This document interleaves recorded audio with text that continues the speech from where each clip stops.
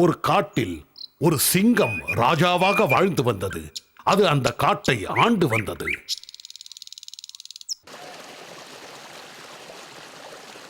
ஒரு நாள் எப்பொழுதும் போல் மதிய சாப்பாட்டிற்கு பின் சிங்கம் தூங்கிக் கொண்டிருந்தது.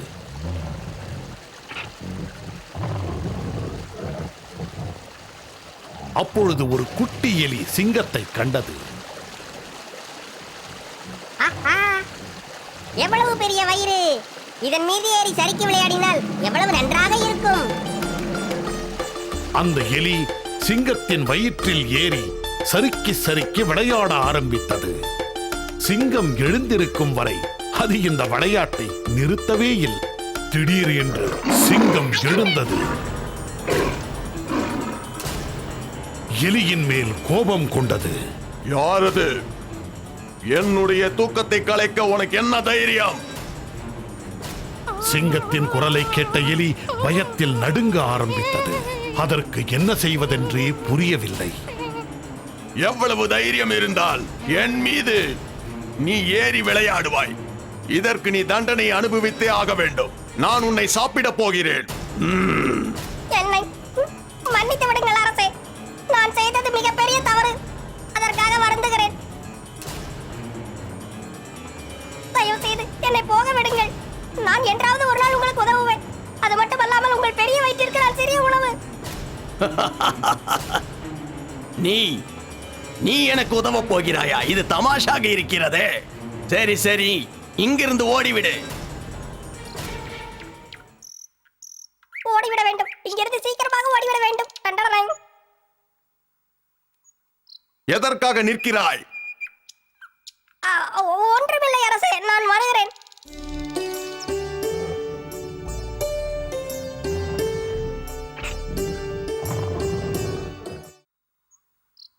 நாட்கள் நகர்ந்தது.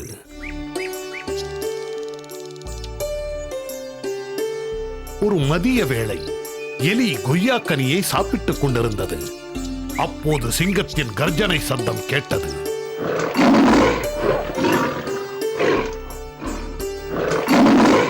அடடா, இது நமது அரசரின் குரல் போலல்லவா இருக்கிறது. இல்லை, யாராவது அப்படி விளையாடி பார்க்கிறார்களா?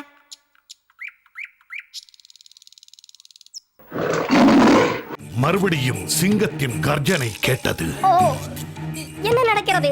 நாம் சென்று பார்ப்போம்.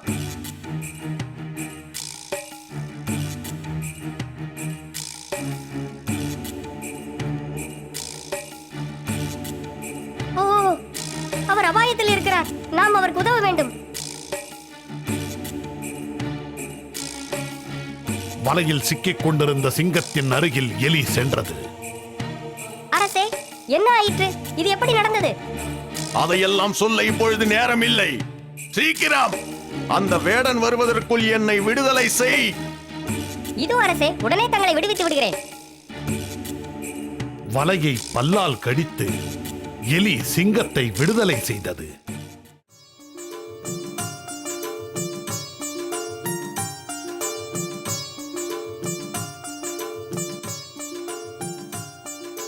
ஓ, எப்படியோ தப்பித்து விட்டேன். எலியே, மிக்க நன்றி.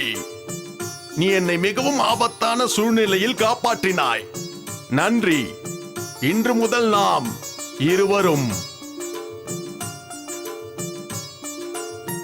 நண்பர்கள்.